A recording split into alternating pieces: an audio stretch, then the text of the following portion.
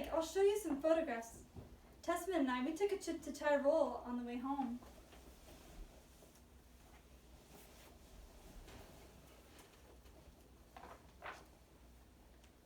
Do you see these mountains, Mr. Loveborg? It's the Ortler Group. Tessman's written a little caption here. The Ortler Group, near Meran. Hedda Gabler. Shh, now? Hedda Gabler. Yes, so I was once, when we knew each other.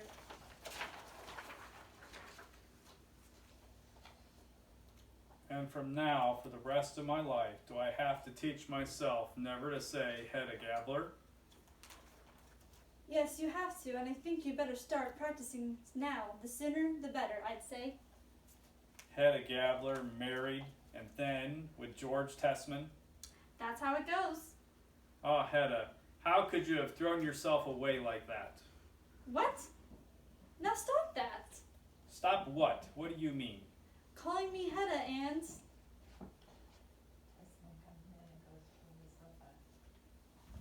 In this one here, Mr. Loveborg, this was taken from the Amphizo Valley. Would you just look at these mountains and peaks? George, dear, what were these extraordinary mountains called?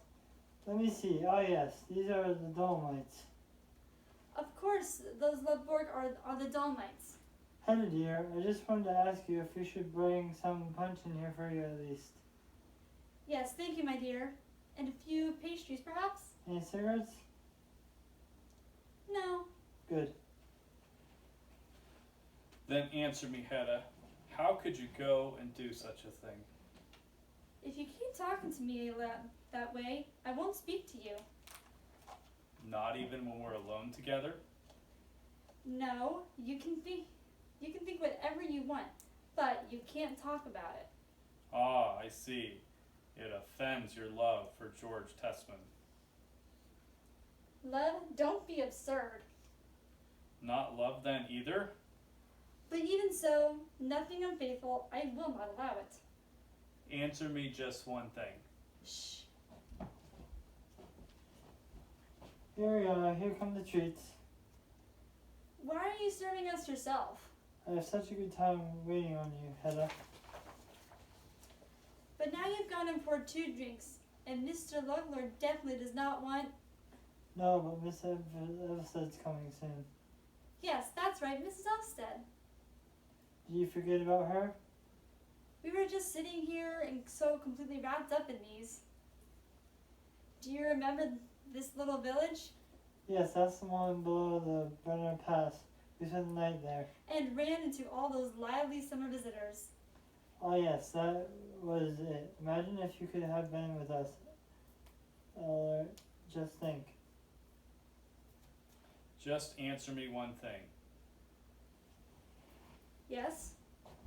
In our relationship, wasn't there any love there either? No trace, not a glimmer of love in any of it? I wonder if there really was.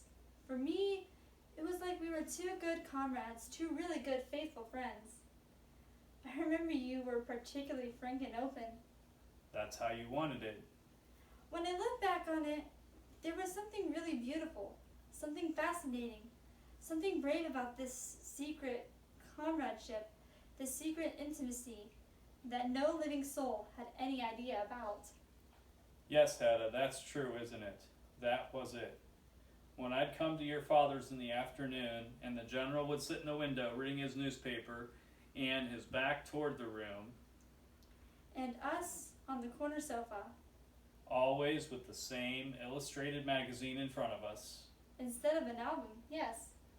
Yes, Hedda, and when I made all those confessions to you, telling you things about myself that no one else knew in those days, sat there and told you how I'd lost whole days and nights in a drunken frenzy that would last for days on end. Ah, Hedda, what kind of power was it in you that drew these confessions out of me? You think it was a power in me? Yes, I can't account for it any other way. And you'd ask me all those ambiguous leading questions. Which you understood implicitly? How do you sit there and question me so fearlessly? Ambiguously? Yes, but fearlessly at the same time. Questioning me about things like that. And how can you answer me that? How can you answer that, Mr. Loveborg? Yes, that's just what I don't understand anymore. But now tell me, Hedda, wasn't it love underneath it all? Wasn't that part of it? You wanted to purify me, to cleanse me, when I'd seek you out to make my confessions. Wasn't that it? No, not exactly. Then what drove you? Do you find it so hard to explain that a young girl, when it becomes possible in secret, Yes. then she wants a glimpse of a world that is not permitted to her? So that was it. That too, I almost believe it. Comrades in a quest for life. So why couldn't it go on? That was your own fault. You broke it off. Yes, when I looked like reality threatens to spoil the situation, shame on you, Ella Loveborg. How could you do so violence to your comrade in arms? Well, why didn't you do it for real? Why didn't you shoot me dead right then and there like you threatened to? Oh, I'm much too afraid of scandal. Yes, Hedda, underneath it all, you're a coward. A terrible coward. Luckily for you, and now you've got plenty of consolation up there at the Elfsteads. I know what Thea's confided to you. And no doubt you've confided to her about us. Not one word. She's too stupid to understand things like this. Stupid. In things like this, she's stupid. And I'm a coward. Now we'll confide something to you. What? My not daring to shoot you. Yes? That wasn't the worst cowardice that evening. Ah, Hedda Gabler. Now I see the hidden reason why we're such comrades. This craving for life in you. Watch out, don't believe anything of the sort.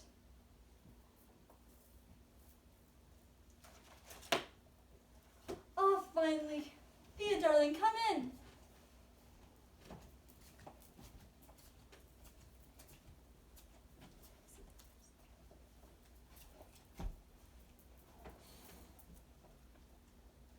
Thea, my sweet, you can't imagine how I've been expecting you.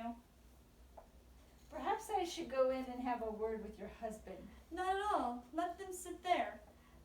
They'll be on their way soon. They're leaving?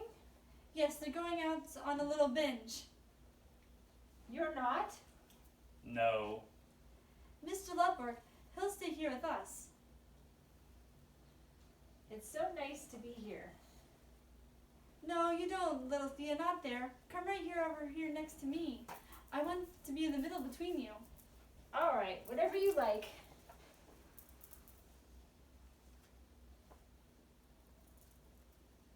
Isn't she lovely to look at? Only to look at? Yes, we're true comrades, the two of us. We trust each other completely, and that's why we can sit here and talk so openly and boldly together. With no ambiguity, Mr. Loveborg? Well, Oh, Hedda, I'm so lucky just to think. He says I inspired him too. No, dear. Does he say that? and she has the courage to take action, Mrs. Tesman. Oh, God, me? Courage? Tremendous courage when it comes to comradeship. Yes, courage. Yes. That's the crucial thing. Why is that, do you suppose? Because then, maybe, life has a chance to be lived. But now, my dear Theo, why don't you treat yourself to a nice cold glass of punch? Oh, no, thank you. I never drink anything like that. Then for you, Mr. Lindbergh? No, thank you. Not for me either. No, not for him either. But if I insisted, Doesn't matter. then I have absolutely no power over you. Oh, poor me. Not in that area. But seriously now, I really think you should for your own sake. No, Hedda. Why is that? Or to be more precise, for others' sakes? Oh? Because otherwise, people might get the idea that you don't, deep down inside, feel really bold, really sure of yourself. Oh, from now on, people can think whatever they like. Yes, that's right, isn't it? I saw it so clearly with Judge Barrick a few minutes ago. What did you see? The condescending little smile when you didn't dare join them at the table. Didn't dare. I'd just rather stay here and talk with you, of course. That's only reasonable, Hedda. How was the judge supposed to know that? I saw how he smiled and shot a glance at Tessman when you didn't dare join them in their silly little party. Didn't dare? You're saying I don't dare? Oh, I'm not. But that's how Judge Barrick sees it. Well, let him. So you won't join them? I'm staying here with you and Thea. Yes, Hedda.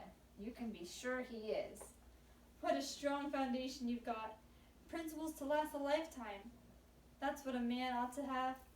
See now, wasn't that what I told you when you came here this morning in such a panic? Panic? Hedda, no! Just see for yourself. No reason at all to come running here in mortal terror. There now, all three of us can be quite jolly. What does this mean, Mrs. Tesman? Oh God, Hedda, what are you doing? What are you saying? Keep calm now. That disgusting judge is sitting there watching you.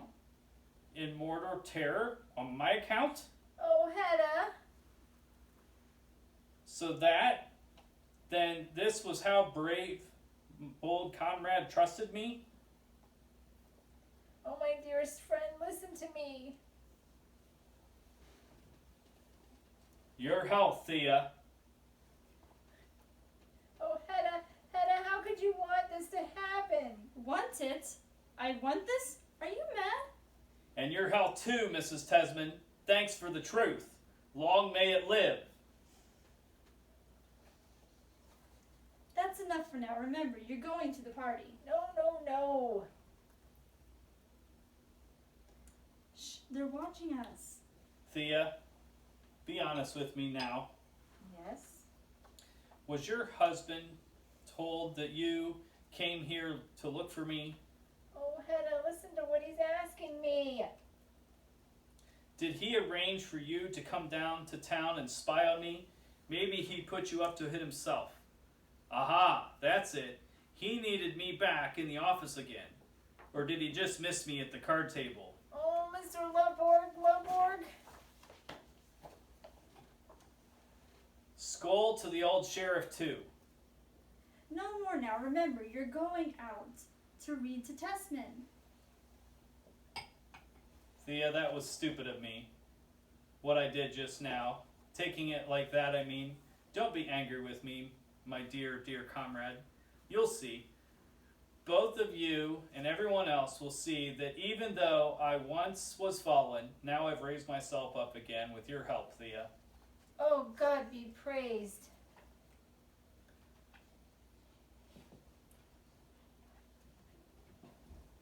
I wonder where that Mr. Brack is.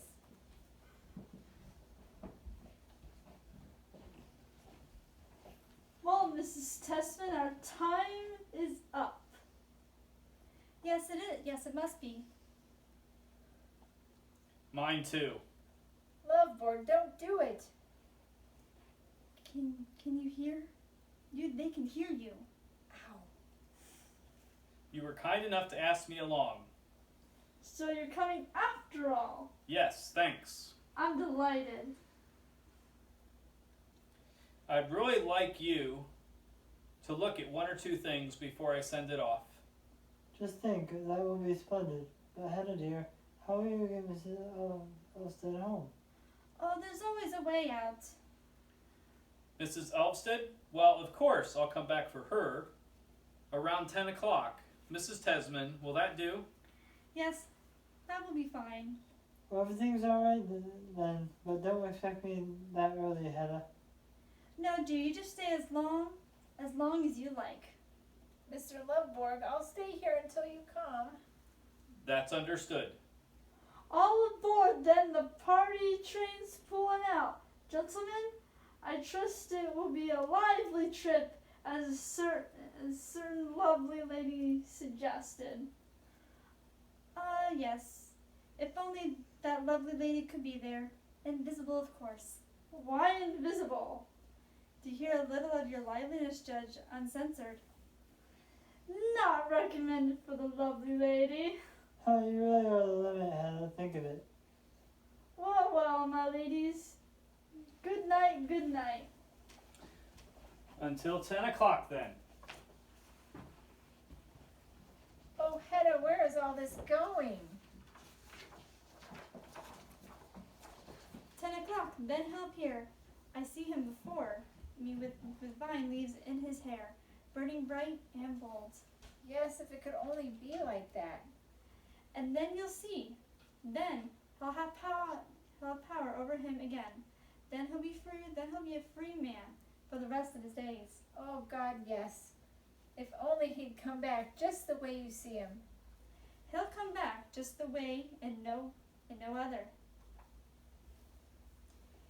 You can doubt him as much as you like. I believe in him, and so we'll see. There's something behind this. Something else you're trying to do. Yes, there is, just once in my life. I want to help shape someone's destiny. Don't you do that already? I don't, and I never have. Not even for your husband? Oh yes, that was a real bargain. Oh, if you could only understand how astute I am while you get to be so rich. I think I'll burn your hair off after all. Let me go, I'm afraid of you. Tia! Tea is ready in the dining room, madame. Good, we're on our way. No, I'd rather go home alone, right now. Nonsense.